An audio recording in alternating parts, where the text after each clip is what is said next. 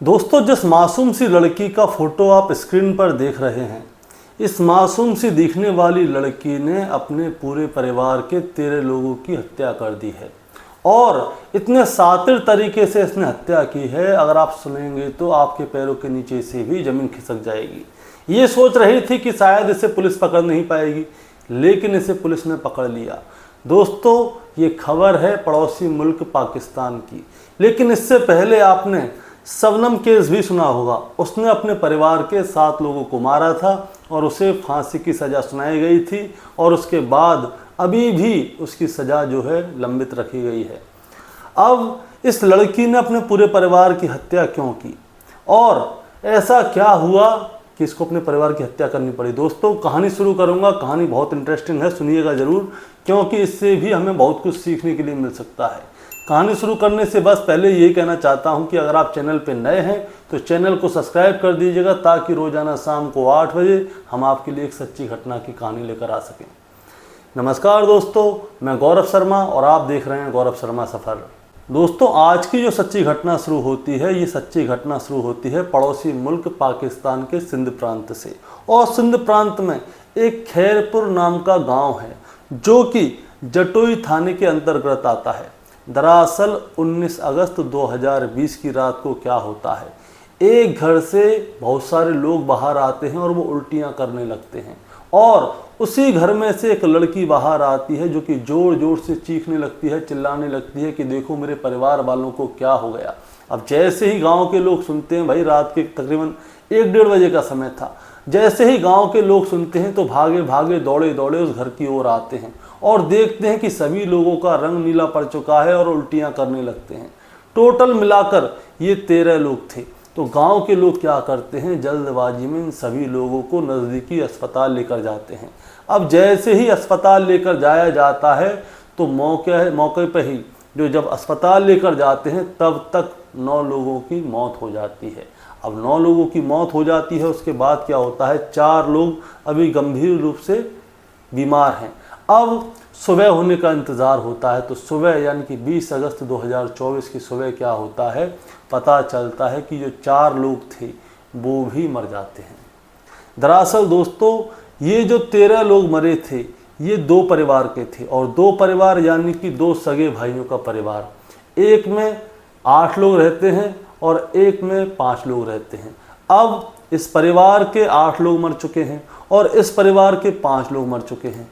लेकिन होता क्या है दोस्तों, इन दोनों परिवार में एक एक शख्स बच चुका था, यानी कि जो लड़की चिल्ला रही होती है इसका नाम होता है शाइस्ता। शाइस्ता ही थी वो लड़की जो कि रात को चिल्ला रही थी और इन सब के बारे में गांव में बताती है। और जो इसके चाचा का लड़का होता है उसका नाम होता है आमिर बख्श। आमिर बख्श जो था वो किसी काम से घर से बाहर गया हुआ था। अब आमिर बख्श तो घर से गया हुआ है। अब शाइस्ता की हालत बहुत ज़्यादा ख़राब थी क्योंकि उसके परिवार के टोटल 13 लोगों की मौत हो चुकी है। अब पुलिस वहाँ पर आती है, पुलिस को पता चलता है तो पुलिस कहती है कि इनका सबका पोस्टमार्टम करना पड़ेगा। तो गांव के लोग क्या होते हैं, मैं आपको बता देता हूं कि इस्लाम में पोस्टमार्टम की इजाज़त नहीं है, यानी कि सुपुर्द खाक होने से पहले किसी के शरीर को ख़राब नहीं किया जाता। इसीलिए गांव के लोग क्या करते हैं कि हम पोस्टमार्टम नहीं होने देंगे, लेकिन पुलिस उसको तो पोस्टमार्टम करना, भाई 13 लोगों की जान गई है। तो होता क्या है, तो पुलिस क्या करती है, इनके खिलाफ FIR तो हो जाती है, किसी ने 13 लोगों की हत्या की है। होता क्या है, पुलिस इन सभी से कहती है ज़्यादा नहीं, 1-2 लोगों की तो पोस्टमार्टम होने दो। लेकिन गांव के लोग अपनी बात पर अड़ जाते हैं कि हम किसी की खाक को ख़राब नहीं होने देंगे। तो पुलिस क्या करती है, चुपचाप से 2 लोगों का पोस्टमार्टम करवा देती है। और पोस्टमार्टम की रिपोर्ट में क्या आता है, पोस्टमार्टम की रिपोर्ट में आता है कि इन लोगों ने जो खेतों में डालने वाली दवाई होती है वो खाई है, यानी कि खाने में मिलाकर इन लोगों को ये सारी चीज़ खिलाई गई है। अब खाना कौन कौन खाता है, कौन कौन नहीं खाता। शाइस्ता के पूरे परिवार ने खाना खाया था और इसके चाचा के पूरे परिवार ने खाना खाया था। चाचा का लड़का घर पे था नहीं, इसलिए वो खाना खा नहीं सकता क्योंकि वो दोपहर में ही निकल गया था। लेकिन शाइस्ता घर पर ही थी। अब क्या होता है, शाइस्ता से पूछा जाता है कि तुमने खाना क्यों नहीं खाया। वो कहती है कि मेरी तबीयत सी खराब थी। तो अब पुलिस क्या करती है, इसके घर पे आती है। पूरे घर की तलाशी लेती है, लेकिन घर में किसी को कुछ भी नहीं मिलता। उसके बाद में शाइस्ता से पूछा जाता है कि खाना किसने बनाया, तो शाइस्ता कहती है कि आटा मैंने माड़ा, रोटी मैंने बनाई, सब्जी मैंने बनाई, सब कुछ मैंने बनाया था। अब पुलिस को थोड़े से सब्जी के एक कटोरी में मिल जाती है, क्योंकि थोड़ी बहुत बच जाती है रात को, सब्जी में भी जहर नहीं। अब क्या होता है, लेकिन दोस्तों क्या होता है, शाइस्ता के घर में इनको एक रोटी मिल जाती है। अब रोटी को भी चेक करने के लिए भेजा जाता है कि भाई कहीं ऐसा तो नहीं इस रोटी में कुछ हो। अब रोटी चेक होती है तो पता चलता है कि उसमें खेत में डालने वाली जो दवाई होती है कीड़ों को मारने वाली, वो वाली दवाई थी। अब पुलिस को क्या है, शाइस्ता के ऊपर हो जाता है शक कि शाइस्ता ने ही कुछ ना कुछ किया है। लेकिन शाइस्ता ने ये सारी चीज़ें दोस्तों की तो की क्यों, अब मैं आपको बताऊंगा। दरअसल ये कहानी बहुत ज़्यादा घुमाएगी। अब पुलिस जैसे ही शाइस्ता के पास जाती थी तो शाइस्ता से पूछती थी, शाइस्ता क्या नाटक करने लगती थी कि मुझे नहीं पता, वो दर्द हो रहा है, बीमार हो रही हूँ, बेहोश होने का नाटक करती थी। अब शाइस्ता के जितने भी जानने वाले होते हैं, फ्रेंड सर्कल होता है, परिवार के लोग होते हैं, रिश्तेदार होते हैं, उन सब से जांच पड़ताल होती है। तब एक राज खुल के सामने आता है। और राज क्या था दोस्तों, जो आमिर बख्श था, आमिर बख्श जो था इसके चाचा का लड़का था, और आमिर बख्श के साथ शाइस्ता के अवैध संबंध थे, यानी कि अपने ही भाई के साथ शाइस्ता के अवैध संबंध थे। अब जैसे ही इसके परिवार वाले लोगों को पता चलता है कि शाइस्ता और आमिर बख्श ये दोनों रिलेशन में हैं, यानी कि ये दोनों एक दूसरे से प्यार करते हैं, तो इन दोनों को परिवार के लोग समझाते हैं कि आगे से तुम दोनों ये चीज़ बंद कर दो, और ये चीज़ हमारे धर्म इस्लाम के खिलाफ भी है। लेकिन शाइस्ता क्या है, मानती नहीं है, और आमिर बख्श भी अपने प्यार में अंधा हो गया था। अब इन दोनों के ऊपर बड़ी कड़ाई कर दी जाती है। कड़ाई इतनी कर दी जाती है कि शाइस्ता और आमिर बख्श को मिलने नहीं दिया जाता। लेकिन शाइस्ता और आमिर बख्श अंदर ही अंदर सुलग रहे होते हैं कि हमारे परिवार के लोग हमारी शादी नहीं करवाएंगे। तो आमिर बख्श क्या कहता है कि ऐसा है शाइस्ता, हम लोग यहाँ से कहीं दूर भाग चलते हैं।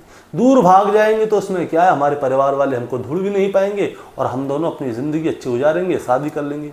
लेकिन शाइस्ता नाक वाली लड़की थी। शाइस्ता कहती है कि मैं क्यों भागूं, मैं डर डर के ज़िंदगी क्यों गुजारूं, अगर कोई परेशानी हो तो इन्हें हो, मुझे क्यों हो, मैं क्यों परेशानों की तरफ घूमूं।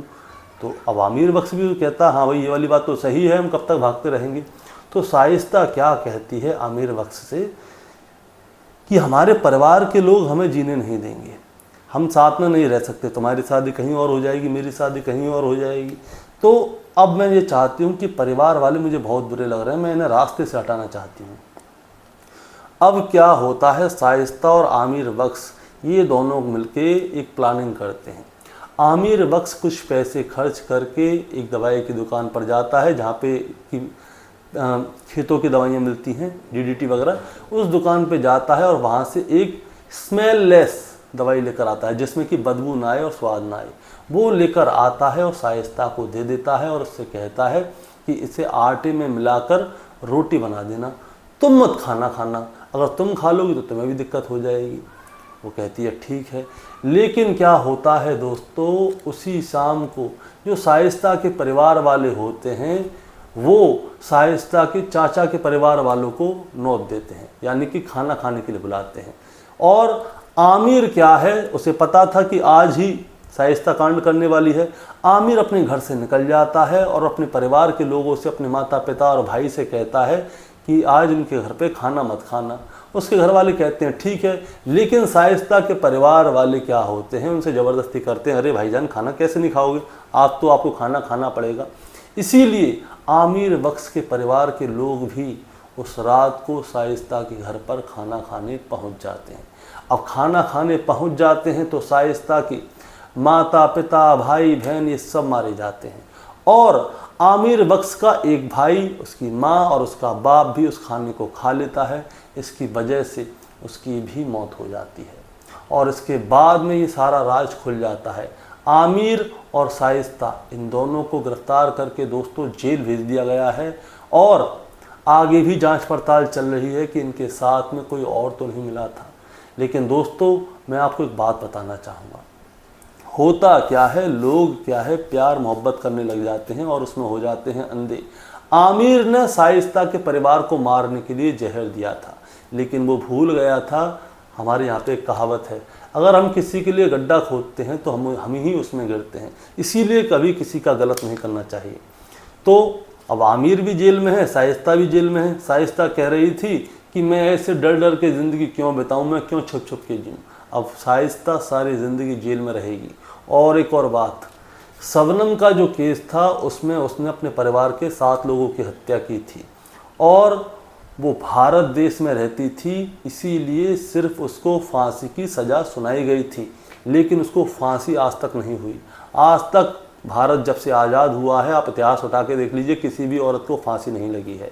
लेकिन जो शाइस्ता है उसने ये कांड किया है पाकिस्तान में। हो सकता है कि शाइस्ता और आमिर को सजाए मौत यानी कि फांसी की सज़ा भी हो सकती है। दोस्तों, इस कहानी को सुनाने का मतलब आपको परेशान करना या विचलित करना नहीं था, बस आपको बताना था और जताना था कि इस तरह की बुनियादों पर जो मकान बनाए जाते हैं वो ज़्यादा दिन तक टिकते नहीं हैं।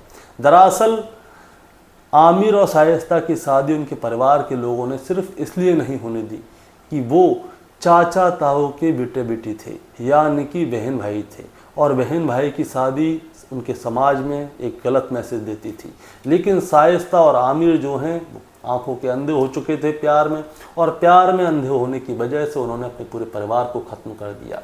एक और बात, अगर आपके परिवार में आपको ऐसा लगे कि कोई लड़की है चाहे लड़का है, वो किसी के प्यार में पड़ने वाला है, उसको कोई पसंद आने लगा है, तो आप उसकी किसी चाहे तो उससे शादी करा दो, चाहे कहीं पे भी शादी करा दो, ताकि उसका प्यार वहीं पे रुक जाए, रोकथाम हो जाए। नहीं तो क्या होता है, आगे जाकर बहुत सारी परेशानियां शुरू हो सकती हैं। तो दोस्तों, आपको क्या कहना है आप हमारे कमेंट में बॉक्स में आके बता सकते हैं, और चैनल पे नए हैं तो चैनल को सब्सक्राइब करके ज़रूर जाइएगा, ताकि रोज़ाना शाम को 8 बजे मैं आपके लिए एक ऐसी ही सच्ची घटना की कहानी लेकर आ सकूँ। नमस्कार।